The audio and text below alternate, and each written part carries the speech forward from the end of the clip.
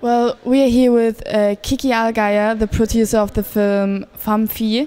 And the film is about Isabell Caro, a French model with anorexia.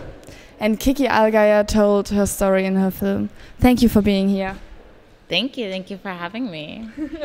What was your main reason for making this film?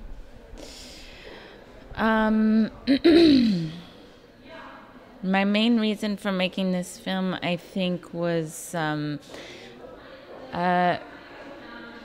thought this was something that we should look at in kind of a condensed film, a condensed place, what was happening to Isabell and kind of the world's participation, society's participation with her and her being anorexic. So this was really, I thought this was important to look at it in one place and also to tell Isabell's story that I think she really needed it to get told, and I didn't think it was being properly told in the media.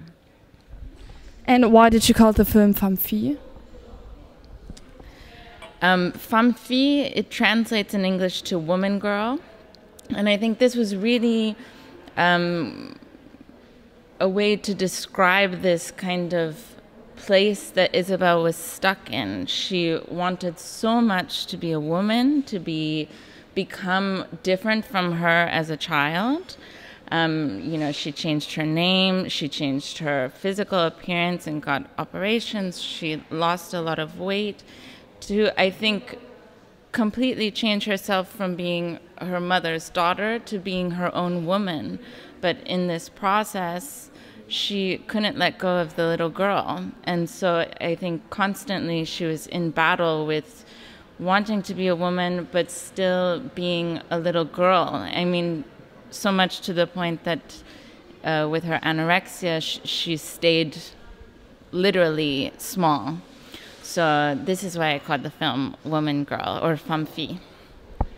How would you describe the relationship between Isabell and you?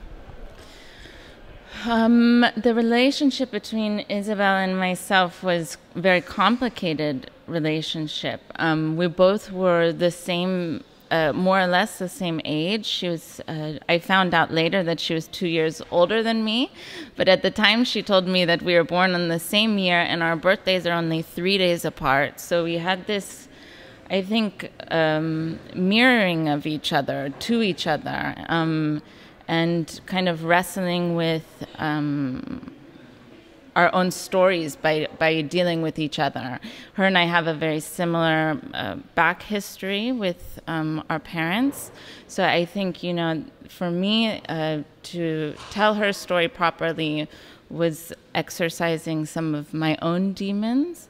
So our relationship was complicated. It was complicated, but at the same time, I think there was respect and some sort of trust in the storytelling that I was doing for her.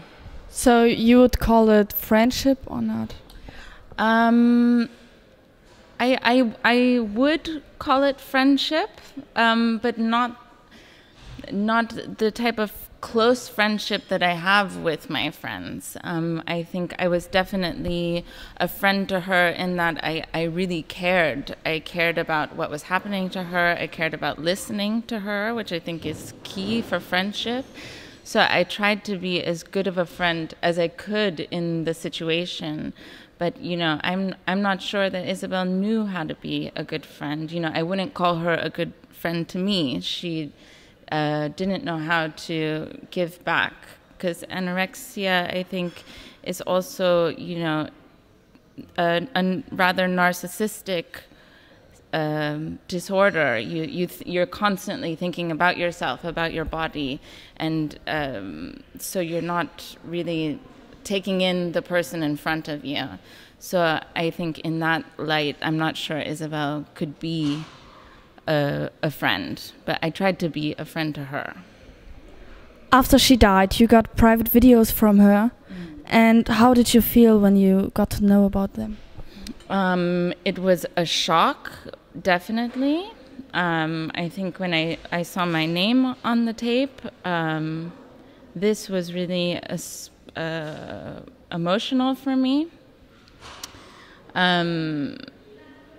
And to watch it and hear her talking, I mean, she always had that camera around. I saw it, and I saw her using it. So I knew that these tapes existed, but I didn't think about it, that I would get them at some point. So then once I got into looking at the footage, this was really, I guess the main word I could use is shocked, because she's talking about our time together. It's very intimate, you know. It's kind of this, like, I think we all know what selfies are today. It was like looking at a private archive of selfies that in some way it's like she knew that they were going to be used in the end. So they're very kind of bizarre material and very intimate material, but so I felt shocked. Yeah. Did you try to help her? And if yes, how?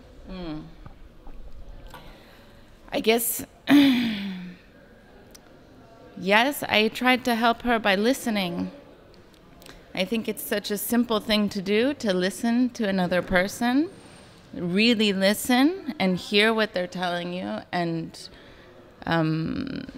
try and be there for someone. I think especially someone with anorexia, you know, it's a cry to be heard, to be understood.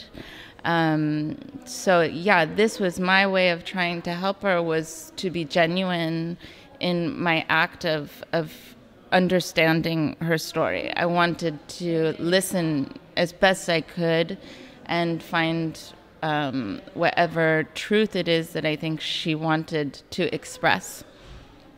So that's how I tried to help her. And after she passed away, obviously, how I tried to help her is to make this film from knowing her as best as I could, telling her story the way I think she would have wanted it to be told. Which part was the most shocking for you?